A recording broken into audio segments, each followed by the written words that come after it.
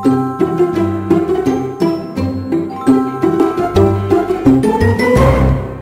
Robahaners, dimanapun kalian berada, bagaimana kabarnya? Gimana? Awal bulan isi dompet masih aman? Kembali lagi bersama saya, satu-satunya host, MC, dan pengisi suara yang banyak digosipkan sebagai suara robot macam Google Voice dan diisukan memakai aplikasi canggih pengubah suara agar terdengar jernih. Padahal Rebahaners lama tahu semua bahwa saya selalu always dan tidak pernah never memakai mic clip-on seharga 25.000 yang dibeli dari Shopee yang usianya sekarang sudah hampir menginjak 5 tahun sejak awal merintis channel ini. Salah satu film berjudul Damsel tahun 2024 akan menceritakan tentang seorang gadis yang dilamar oleh seorang pangeran dari sebuah kerajaan yang ternyata ada maksud terselubung dari rencana pernikahan tersebut. Maksud terselubung apa kira-kira?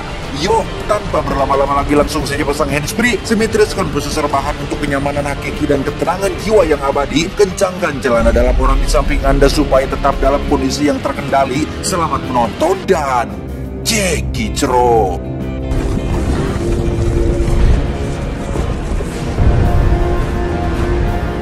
Berlatar pada zaman dahulu kala, diceritakan ada seorang raja pertama dari sebuah kerajaan bernama Aura yang sedang memburu seekor naga sampai ke Gunung Batu, di mana saat mereka sudah sampai di dalam, sang naga pun langsung menyemburkan api dari dalam mulutnya persis seperti anggun cabe, sedangkan sang raja yang ditinggal sendiri pun memutuskan untuk melakukan negosiasi agar tetap dibiarkan hidup.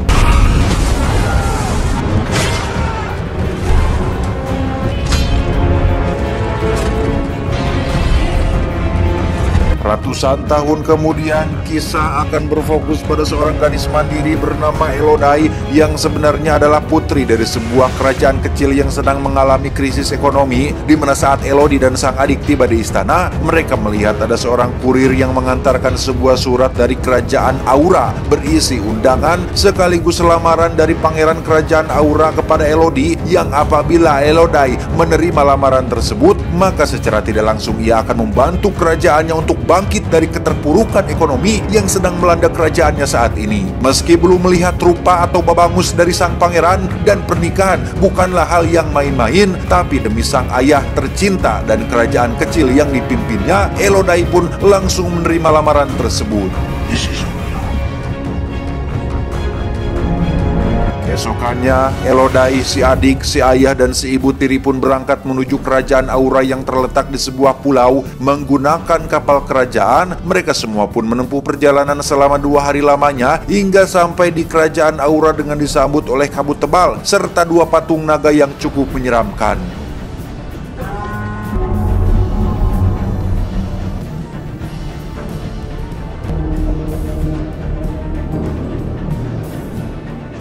Setibanya di daratan, Elodie dan keluarga pun dibawa menggunakan kereta kuda lapis emas, bukti bahwa kerajaan Aura adalah kerajaan super kaya raya yang memiliki harta melimpah, sehingga makin optimislah keluarga Elodie untuk memperbaiki kondisi ekonomi kerajaannya.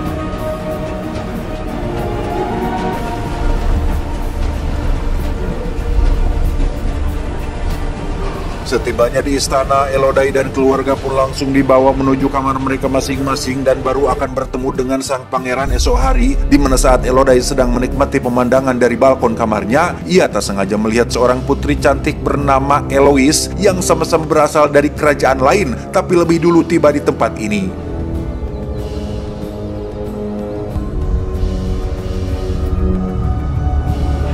Malamnya, Elodie kembali memandangi pemandangan dari balkon kamarnya dan kali ini ia tak sengaja melihat api yang berasal dari kaki gunung batu. Entah siapa itu dan apa yang dilakukannya, Elodie pun didatangi oleh sang adik yang ingin tidur bersama sebelum kakaknya menikah dan punya kehidupan sendiri.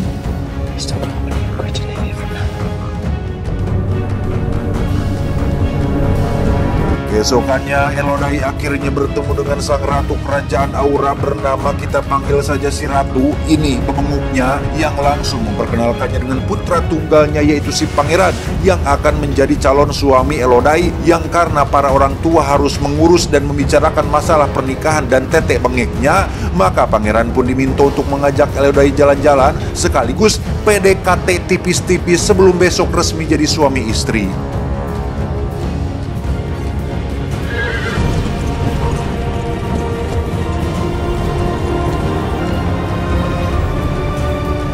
Si ayah sendiri terlihat baru saja keluar ruangan setelah selesai membicarakan tentang keuntungan yang ia dapatkan dari pernikahan ini. Entah apa yang si ayah dan Ratu sepakati, wajah si ayah terlihat lemas dan murung, padahal dari pernikahan itu ia akan mendapatkan harta melimpah sebagai imbalannya. Bahkan ketika si ibu tiri menanyakan apa hasil rapatnya papi, si ayah malah gegebes dan menolak membicarakannya. I said nothing. Nothing's wrong. Ibu tiri yang penasaran pun mencoba mendekati sang ratu yang sedang mendekorasi pernikahan. Alih-alih mengenal lebih dekat dengan calon besannya sendiri, si ibu tiri justru malah dibuat kecewa tatkala si ratu bersikap jutek, seolah tidak peduli pada keluarga calon menantunya sendiri dan hanya mementingkan pernikahan yang akan digelar hari esok. Good day, lady. Berbeda dengan ibu tiri konvensional pada umumnya yang selalu dipandang jahat, ibu tiri satu ini sangat peduli kepada anak tirinya yaitu Elodie. Ia bahkan meminta mereka semua untuk segera pergi setelah merasa bahwa ada sesuatu yang tidak beres dengan kerajaan ini. Tapi si ayah tetap kekeh untuk melanjutkan pernikahannya dan meminta ibu tiri untuk hentikan kekhawatiran lebaynya tersebut. Keesokannya menjelang acara ijab kabul, Elodie pun dipakaikan gaun pengantin yang cukup rame, ribet dan berlapis-lapis, termasuk besi penyangga dada agar ia tetap berdiri tegak.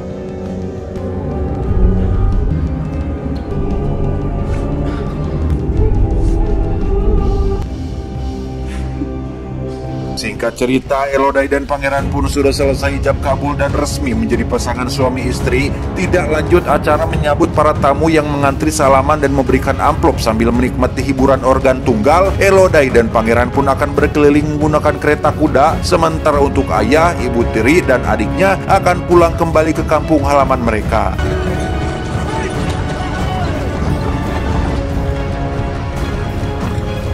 Alih-alih akan kembali ke istana dan langsung masuk ke kamar, Elodie justru dibawa pangeran menuju Gunung Batu untuk melakukan ritual tukar darah sebagai bentuk ritual selamat datang bagi anggota keluarga baru kerajaan bangsawan. Yang ketika ritual sudah selesai, keduanya pun diperbolehkan pulang ke istana dengan si pangeran yang menggendong Elodie sebagai bukti keromantisannya.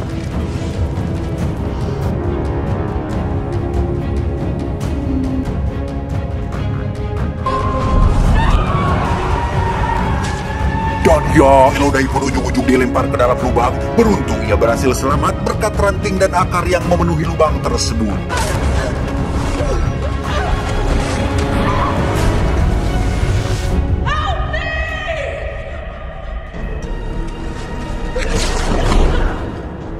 Setelah berusaha naik tapi gagal, Elodie pun menemukan sebuah lubang menuju ke dalam goa terdalam. Di situ ia menemukan seonggok burung dengan kondisi seperti sehabis terbakar dan tiba-tiba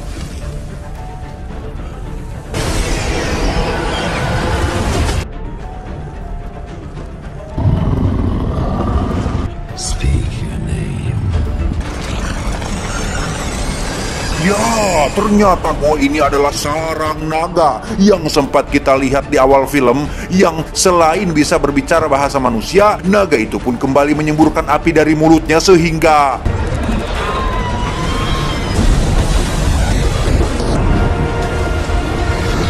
di situ juga lah Elodie menemukan jasad Eloise yang tiada lain adalah gadis yang sempat ia lihat di balkon yang lebih dulu jadi tumbal. Kaki Elodie pun terluka akibat semburan api si naga, sehingga dengan memanfaatkan besi penyangga dadanya, Elodie pun merobek gaun pengantin untuk membalut luka tersebut serta menjadikan kamper pewangi tubuh sebagai alat bantu penerangan.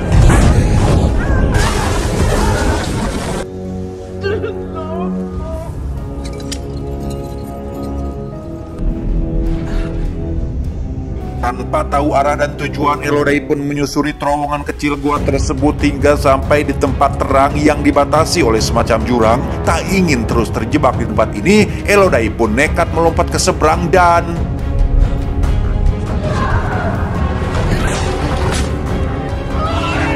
ternyata cahaya-cahaya tersebut di tempat ini adalah berasal dari makhluk hidup sejenis ular, sehingga Elodie pun mengambil beberapa dari mereka untuk dijadikan alat penerangan barunya.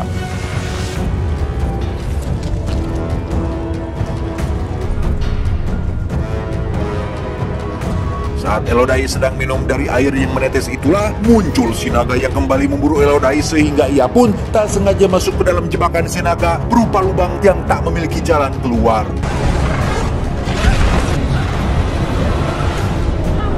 Disitulah Elodai menemukan banyak sekali gaun pengantin serta nama yang tertulis pada dinding batu, sehingga bisa disimpulkan bahwa sejak ratusan tahun yang lalu sudah banyak sekali korban yang dijadikan tumbal kerajaan Aura sebagai makanan untuk si naga ini.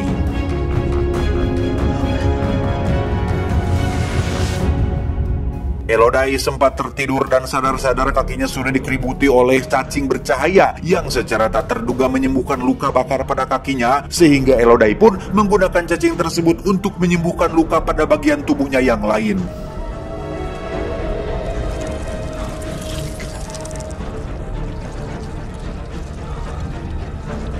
Setelah kembali bugar, Elodai pun melihat sebuah peta yang tertera pada dinding yang sepertinya dibuat oleh salah satu korban yang berhasil selamat, sehingga ini membuktikan bahwa masih ada harapan untuk Elodai bisa keluar hidup-hidup dari gua ini.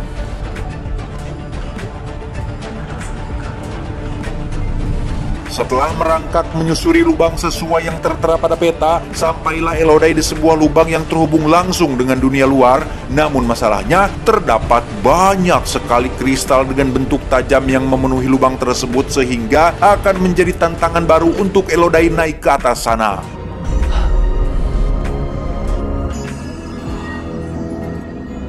Elodai tak sengaja menemukan sebuah mahkota dan menggunakannya sebagai pengait serta membalut tangan dan kakinya agar tidak terpeleset saat menginjak kristal-kristal tajam tersebut.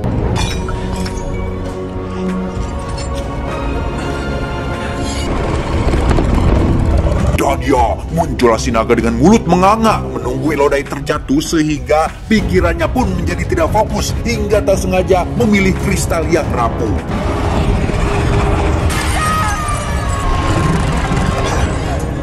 Ya, Elodai berhasil selamat setelah mengaitkan mahkotanya, di mana ia kembali memanjat menuju ke atas hingga berhasil mencapai puncak pintu keluar. Dan sungguh sia-sia sudah perjuangan Elodai setelah menyadari jika jalur ini ternyata adalah sebuah jalur atau tebing jurang tinggi tanpa ada jalan keluar yang aman. Namun di saat sedang putus asa, Elodai tak sengaja melihat 4 orang berkudai memasuki gua batu ini, yang ketika ia sedang teriak minta tolong, tiba-tiba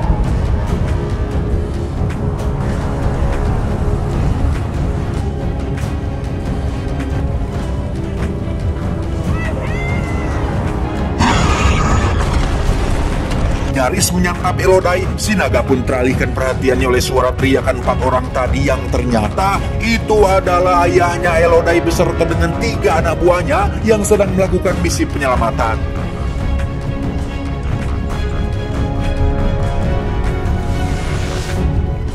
Alhasil, Elodai pun kembali turun ke dalam gua, yang setelah berjalan beberapa saat, Elodai tak sengaja menemukan sebuah tempat yang di situ terdapat 3 buah telur naga dengan kondisi yang sudah mengering, hingga terkuaklah jika alasan si naga marah dan menjadi makhluk jahat adalah karena ulah dari raja pertama kerajaan Aura yang sudah menghabisi ketiga calon anaknya.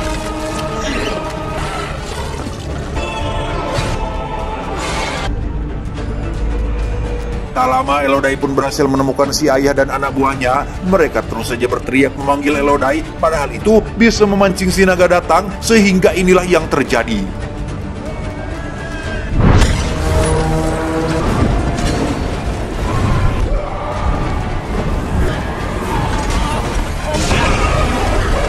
Tersisa si ayah yang masih hidup dan 1 guide yang sembunyi entah di mana. Si naga pun memberitahu si ayah tentang Elodai yang masih hidup dan menyuruh si ayah untuk memintanya agar keluar dari tempat persembunyiannya. Namun untuk menebus kehilafannya yang sudah mengorbankan anak sendiri demi kesejahteraan kerajaannya, si ayah pun memilih maut daripada mengulangi kesalahan yang sama.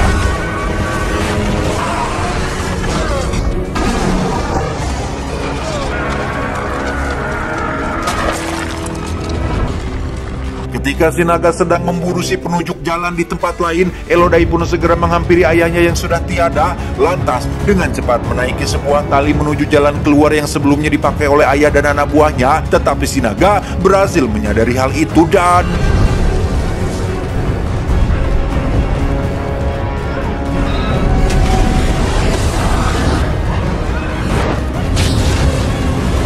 Akhirnya, Elodai berhasil keluar dari gua dan melarikan diri mengendarai kuda milik ayahnya. Namun karena si naga terus mengejar, Elodai terpaksa melepaskan kuda tersebut dan bersembunyi di bawah sebuah batu.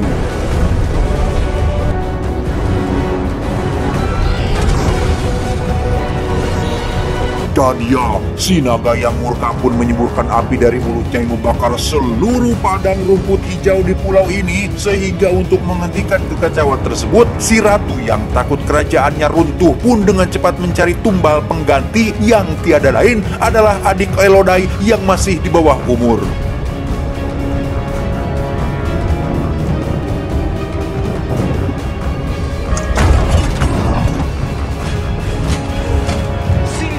Melihat anak bungsu tirinya akan dijadikan tumbal, si ibu tiri yang baik hati pun dengan cepat pergi ke bukit untuk memberitahu Elodai tentang adiknya yang akan dijadikan tumbal pengganti. Sehingga mendengar adik kesayangannya dimacam-macam, Elodai yang emosi pun dengan cepat mengambil alih kuda ibu tiri untuk menyelamatkannya.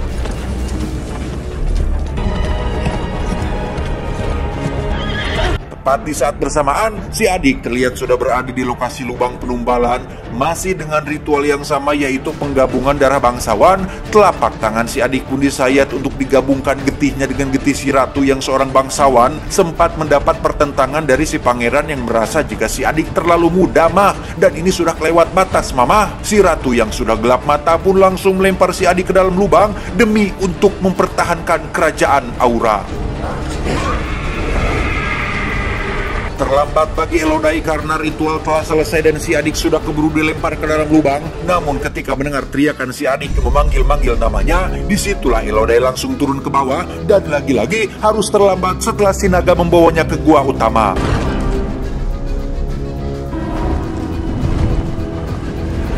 Elodai akhirnya mau tidak mau harus kembali ke tempat semula, yaitu melompat ke gua cacing bercahaya dan mulai menyiapkan sebuah tipuan untuk memancing si naga menjauhi adiknya.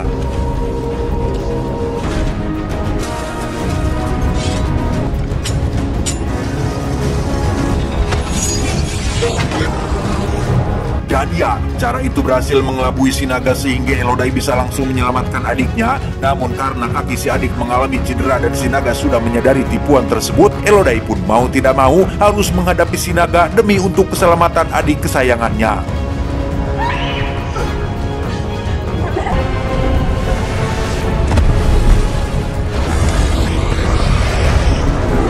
Ya, jika sebelumnya si naga yang terus membuat jumpscare, kali ini giliran dialah yang harus di jumpscare oleh Elodai yang pemberani. Namun lagi, karena si naga bisa keluar api dari mulutnya, maka Elodai pun harus terbakar sekaligus terlempar ke dalam air.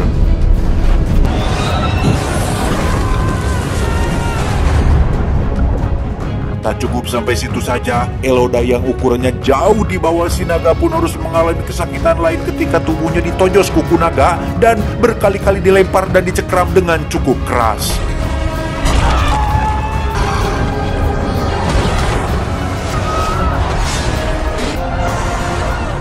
Untuk kesekian kalinya, Elodai pun bangkit dari jatuhnya dan tak sengaja melihat bebatuan melengkung yang mengembalikan hembusan udara ke arah yang berlawanan. Yang di situ, si naga yang bisa bicara bahasa manusia pun menceritakan sedikit tentang alasannya meminta tumbal anak keturunan bangsawan Aura adalah sebagai balas dendam atas kematian 3 telur calon anaknya yang dibunuh oleh raja pertama. Sehingga Elodai pun langsung menunjukkan bekas luka pada telapak tangannya dan menjelaskan bahwa si ratu telah membohonginya selama ini dengan cara mencampurkan darah bangsawan mereka dengan darah para korban. Namun betapapun Elodai ngabangus sampai ngabudah, si naga tetap tidak menggubrisnya dan justru malah inilah yang ia lakukan.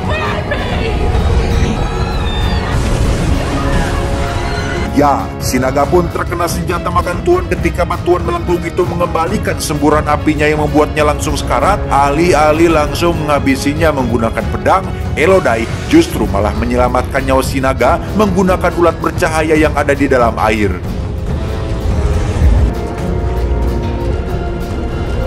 Beralih ke istana tepat saat pangeran sedang melangsungkan pernikahan dengan calon korban selanjutnya, di mana Elodai tiba-tiba muncul dengan berjalan santai dan tatapan penuh kemarahan. Namun tak sendiri, ia membawa teman baru yang sebelumnya jadi musuh paling menakutkan.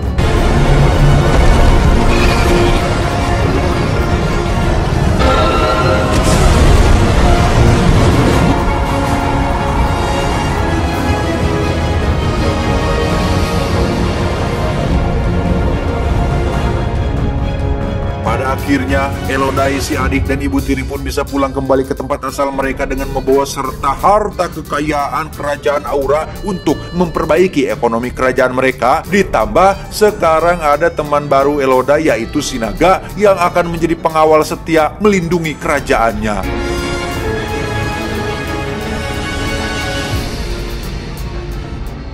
Beberapa waktu berlalu, hal yang tak diprediksi pun terjadi ketika kita harus sama-sama menyadari fakta bahwa sejinak-jinaknya binatang buas, dia tetap binatang buas yang memiliki insting memangsa, sehingga kerajaan Elodai pun hancur luluh lantah oleh semburan api sinaga hanya gara-gara telat diberi makan. Yang kita tahu, jangankan binatang, manusia saja kalau telat makan suka rese. Dan tentu saja itu semua hanyalah karangan saya saja, dan jangan marah akan hal tersebut. Tamat, ending yang cukup membagongkan.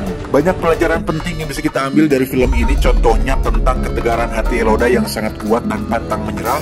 Jatuh sekali, bangkit lagi. Jatuh 2-3 kali, bangkit lagi dan bangkit lagi. Tapi entah yang keempat, jangan selalu atau terlalu tergiur dengan tawaran orang yang baru dikenal, karena bisa saja ada maksud terselubung. Dan yang terakhir dan yang paling menarik adalah cara terbaik untuk menghancurkan musuh adalah dengan menjadikannya seorang teman. Ingat, musuh adalah teman yang belum jadi. Tapi catat, terkadang cinta datang tak diundang, teman datang saat butuh doang. Saya mewakili jajaran direksi yang bertugas mengucapkan terima kasih dan sampai jumpa di video selanjutnya. Adios, gendang telinga gajah Uruguay.